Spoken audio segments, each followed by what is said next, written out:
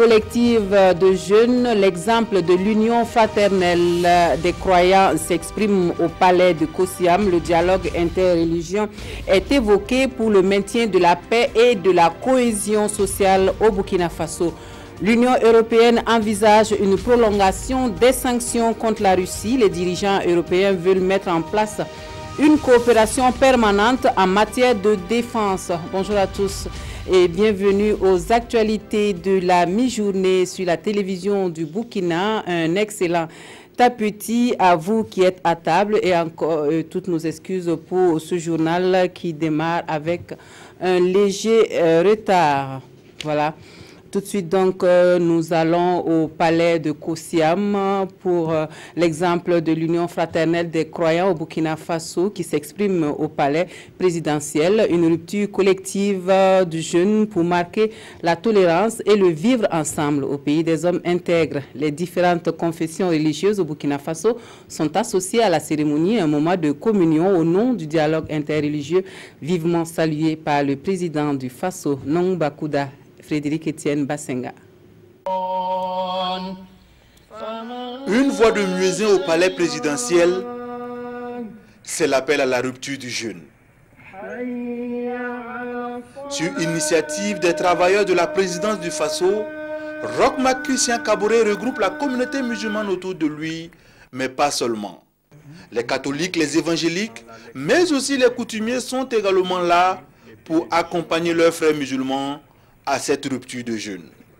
La communion fraternelle de ce soir ici à Kosiam illustre à souhait le Burkina Faso que nous, musulmans, nous voulons. En communion avec tous les autres croyants, voulons aujourd'hui, demain et toujours pour les générations présentes et futures. Merci, Monsieur le Président, pour avoir organisé cette réunion familiale qui est une première dans notre nation depuis la Haute-Volta au Burkina Faso. Roch-Marc Christian Kaboré souligne le plaisir de partager ce moment avec la communauté musulmane avant de souhaiter qu'elle reçoive toutes les grâces attendues. Le président du Faso magnifie également le dialogue religieux et rappelle l'impérieuse nécessité de cultiver l'esprit de cohésion sociale au Burkina Faso. C'est une joie pour moi également de non seulement faire cette rupture du jeûne avec les musulmans, mais également de constater la présence de son éminence le cardinal et du pasteur Samuel Yamyogo, qui témoigne, si besoin était, que le dialogue interreligieux au Burkina Faso est une réalité. C'est une réalité, le cardinal vient de le rappeler, au niveau des plus hauts dignitaires de nos différentes croyances. Il y a des rencontres qui se font, des discussions qui se mènent. Et comme j'ai dit très souvent au Burkina Faso, qu'on soit musulman, catholique, des religions traditionnelles ou protestants, nous nous retrouvons tous les jours ensemble, que ce soit pour les joies ou que ce soit pour les peines. Et je voudrais saluer cette disponibilité générale du respect mutuel de nos religions respectives. Et je pense que c'est un atout qui est important pour nous. Roch-Marc Christian Kaboré salue aussi le travail d'éducation de la communauté musulmane dans la lutte contre l'intolérance religieuse. Le président du Faso l'a exhorté à persévérer dans ce sens, car pour lui, le Burkina sera construit que si une vraie fraternité règne entre les différentes communautés. Et le gouvernement burkinabé qui vole au secours des victimes de l'inondation survenue après la forte pluie de mardi dernier à Tougan.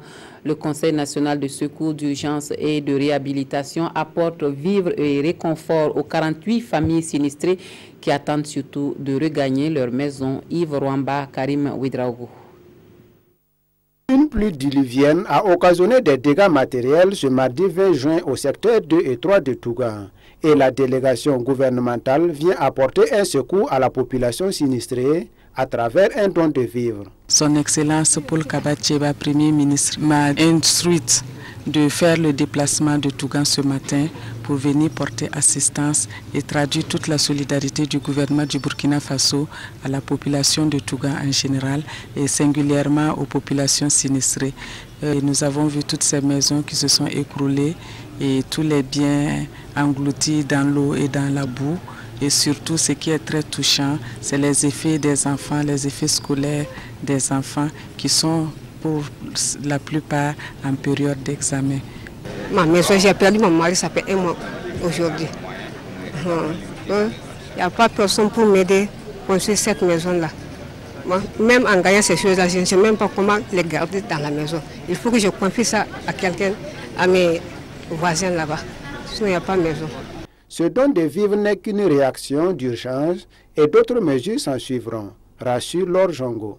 Dans l'immédiat, c'est de pouvoir donner de quoi vêtir à ces populations, de pouvoir donner de quoi manger à ces populations. Le CONASUR et notre direction régionale ici, et présente la direction provinciale, entreprendront des mesures pour pouvoir permettre à ces populations de se relever dans la dignité. Pour le moment, certains sinistrés sont hébergés à l'école primaire Alwata Diawara de Tougan. Une pluie pourtant bien attendue par les cultivateurs en plein labour dans les champs en ce moment. La transition est toute trouvée pour notre prochain sujet et nous marquons un arrêt dans le Sanguier pour un clin d'œil sur une pratique ancestrale qui est courante durant la saison agricole, celle des regroupements pour les travaux champêtres. À Ekoulkoloa, une quarantaine de jeunes s'entraident dans les champs à tour de rôle. Une de nos équipes de reportage a suivi une séance pour nous.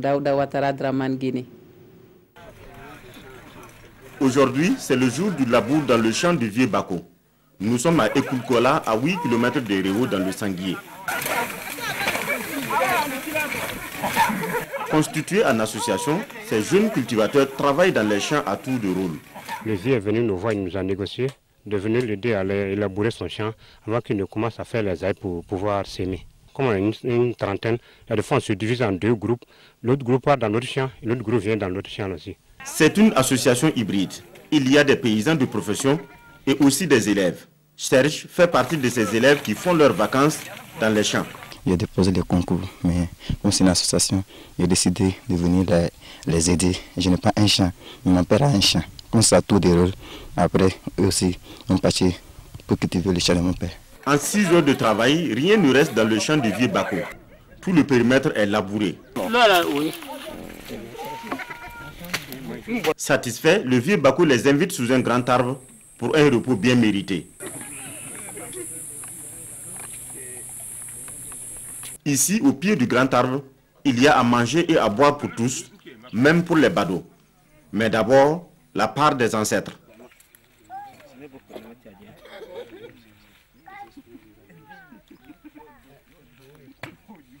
Dégustation ensuite de l'hôte du jour. Les braves cultivateurs peuvent maintenant se régaler. Après tout, le Vieux Bako est débordé. Impossible pour lui de dissimuler sa joie.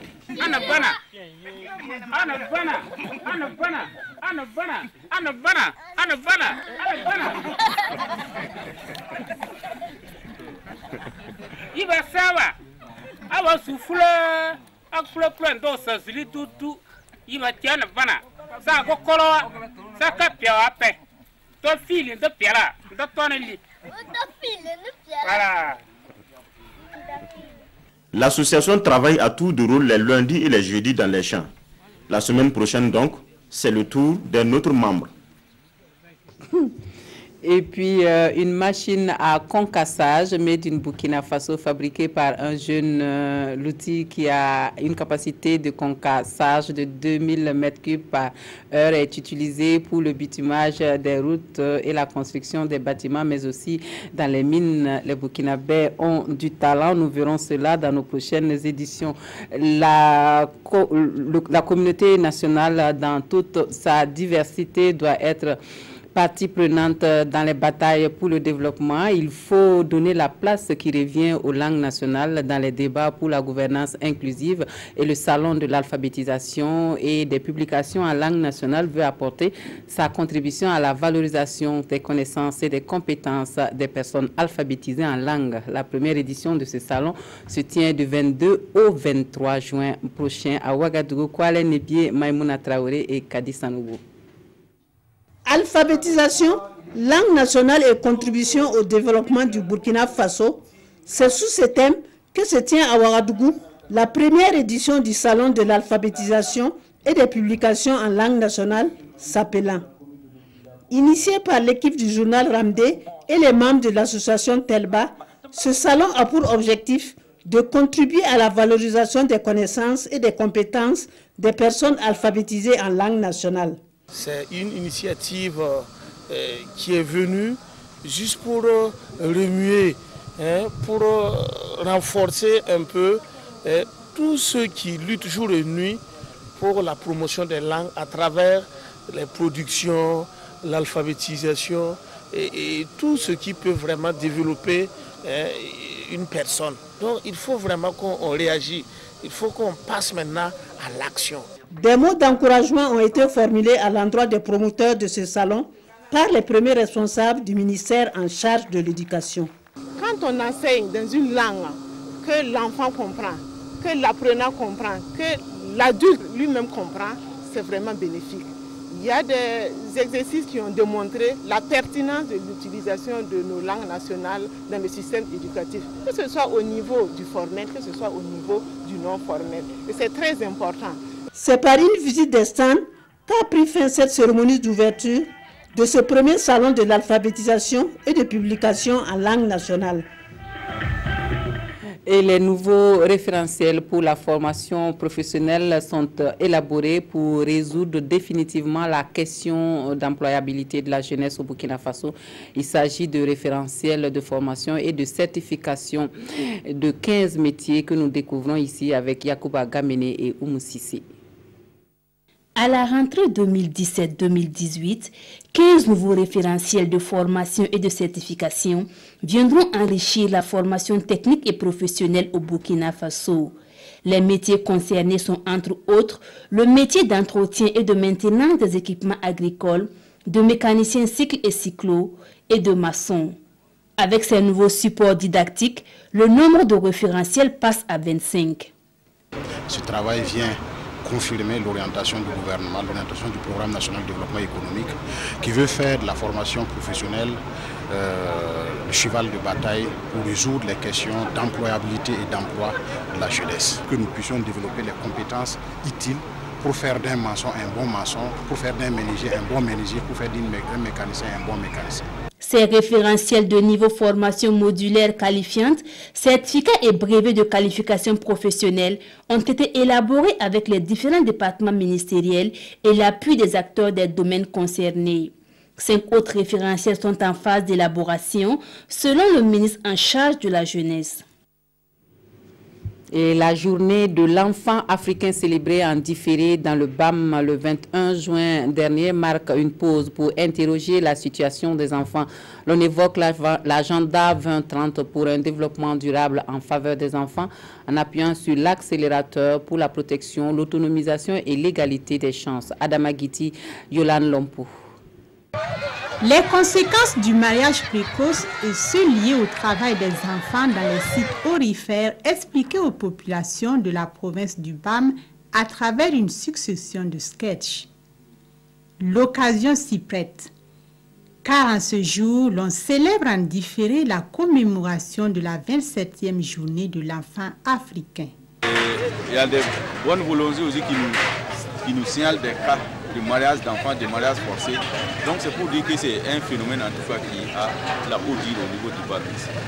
Ce que nous développons en tout cas comme stratégie tous les jours, nous sensibilisons à travers les radios locales pour qu'ensemble nous soyons vigilants pour que les enfants ne prennent pas les sites aurifères comme en tout cas leur lieu de prédilection, mais qu'ils en tout cas privilégient l'école. Beaucoup d'enfants souffrent du manque de protection de leurs droits. À cette tribune, il sera question de faire le point sur la situation de l'enfant africain, mais aussi de prendre des dispositions appropriées afin d'assurer une égalité de chances à tous.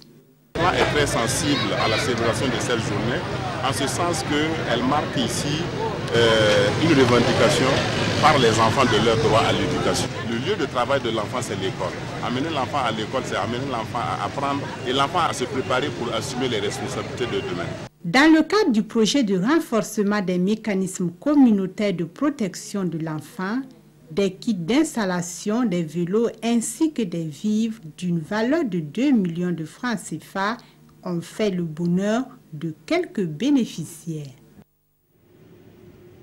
Des présumés cyber-escrocs dans les filets des forces de défense et de la sécurité dans le Sanguier. Leur arnaque publiait des offres de travail très rémunérées à la mine de zinc de Percoa en faisant payer de fortes sommes d'argent aux postulants. Le commissariat de police de Réau, alerté par les multiples plaintes, des investigations sont menées avec au bout 2 présumés escrocs et leurs complices aux arrêts. Donc les présumés coupables sont présentés à la presse. Des précisions avec Daouda Ouattara et Draman Guinée.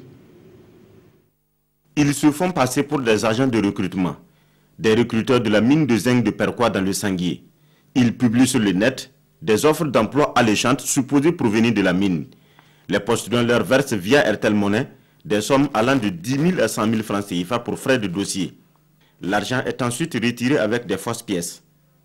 L'opérateur qui a permis le mouvement là, et le retrait est considéré comme complice. Parce que dans ce cas de figure, qu'est-ce qui s'est passé? La personne se présente avec une carte ramassée, une carte appartenant à autrui. Soit disant que bon, c'est mon frère qui m'envoie chercher son argent. Et il ne respecte pas la procédure. Et généralement, c'est sur la même personne qui font plusieurs retraits. Donc la personne est automatiquement citée comme complice. Et c'est ça le rôle de la fille. Gérante de boutique Airtel Money à Ouagadougou, c'est sur elle que les retraits se font. Le réseau, lui, continue d'arnaquer, même étant aux arrêts.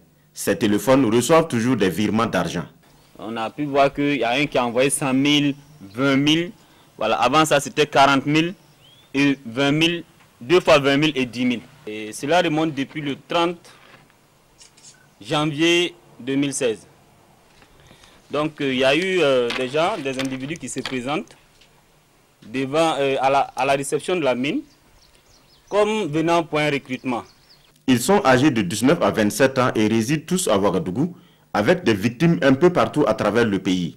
Le substitut du procureur qualifie leurs actes d'escroquerie et punissable de jusqu'à 5 ans de prison, assorti d'une amende.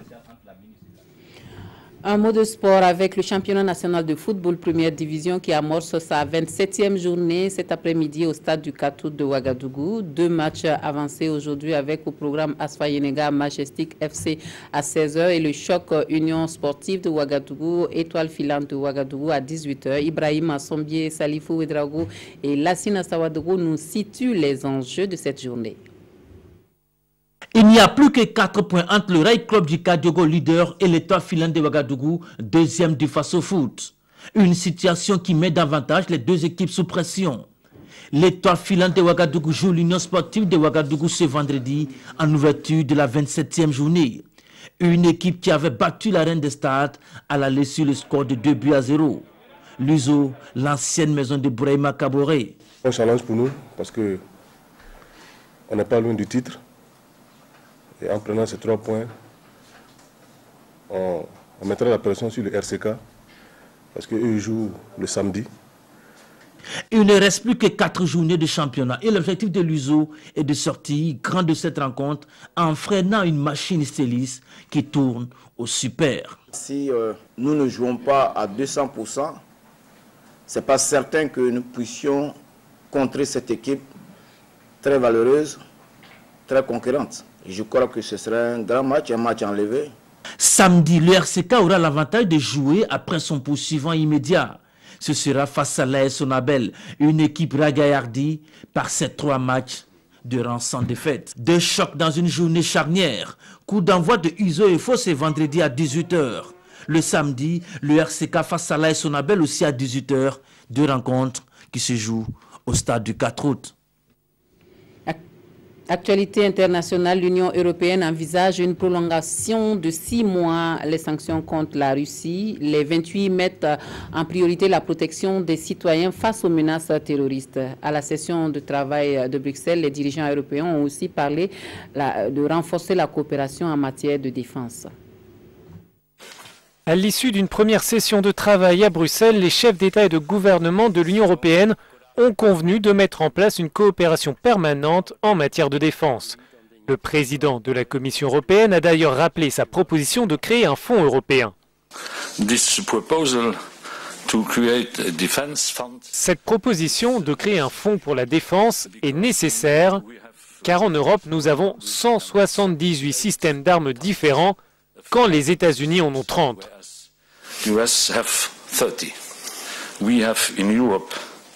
Nous avons en Europe 17 types de chars, quand les États-Unis en ont un. La politique étrangère est aussi à l'ordre du jour de cette réunion et en particulier les relations avec la Russie, comme l'explique le président du Conseil européen. La chancelière allemande et le président français doivent faire le point sur la situation en Ukraine et un nouvel état des lieux sur la mise en œuvre des accords de Minsk, ce qui devrait entraîner une prolongation de 6 mois des sanctions contre la Russie. Pour son premier sommet européen, le président français a salué la décision du Royaume-Uni de présenter, dans le cadre du Brexit, ses propositions sur le droit des citoyens. C'est en tout cas un bon signal d'ouvrir les échanges par ce sujet-là, qui est un sujet d'anxiété pour nombre de nos ressortissants qui aussi vivent aujourd'hui en Grande-Bretagne. Donc je le prends plutôt comme une volonté de pragmatisme, un geste positif pour une négociation qui est en train de commencer. Les 28 ont aussi réaffirmé leur volonté de protéger les citoyens face à la menace terroriste. Ils souhaitent que les réseaux sociaux soient plus impliqués dans la lutte contre la radicalisation. Les parutions de ce jour au Burkina Faso font cas de cette rupture collective donc, de jeunes au palais présidentiel et rapportent également l'élection d'une députée burkinabé en France ou d'une burkinabé élue députée en France. Lecture croisée des journaux avec Toubom Evelyne Dabiri. Rupture de jeunes collectifs à Kossiam en ce 27e jour de carême sur une initiative des musulmans travaillant à la présidence du Faso, c'est la principale information relayée par les parutions de ce jour. Objectif, écrit Sidoya, consolider ensemble le dialogue interreligieux. Ce fut une célébration œcuménique qui a débuté par la lecture du Coran, puis un doigt pour demander la bénédiction d'Allah et enfin un message sur le sens du mois du Ramadan, rapporte l'observateur Palga. Pour aujourd'hui au Faso, cette nouvelle communion montre une fois de plus la force de la cohabitation entre les différentes confessions religieuses du Burkina et chaque leader religieux et coutumier a pris la parole pour un message de paix. Étaient présents, lit-on dans Sidoya, outre les représentants de la communauté musulmane, le cardinal Philippe Ouedraogo, le pasteur Samuel Yamogo de la Fédération des Églises évangéliques et un envoyé spécial du Moro Naba, tous musulmans d'un soir, écrit l'Express du Faso. Huguette Tienya, une Samo au palais Bourbon. Cet autre sujet a intéressé tous les quotidiens qui ont rapporté l'information. Cette Burkinabé a réussi à se faire élire députée dans la 2e circonscription du lot sous la bannière du parti présidentiel, informe aujourd'hui au Faso. Ressortissante de Tiembara dans la province du Sourou, Huguette Tienya est arrivée en France en 2009 pour des études, explique le quotidien. Chose faite puisqu'elle obtint en 2013 un doctorat en génie électrique à l'université du Havre, dont le thème porte sur la modélisation analytique des machines synchronomes à aimant permanent pour l'énergie éolienne, informe l'observateur Palga, qui se demande d'ailleurs par quel tour de passe-passe sa jeune esclave a réussi à se faire élire. Néanmoins, il souhaite à sa petite Samo de 39 ans un bon mandat. Voilà la fin des informations de la mi-journée. Merci de votre attention. Un très bon après-midi à tous et à toutes.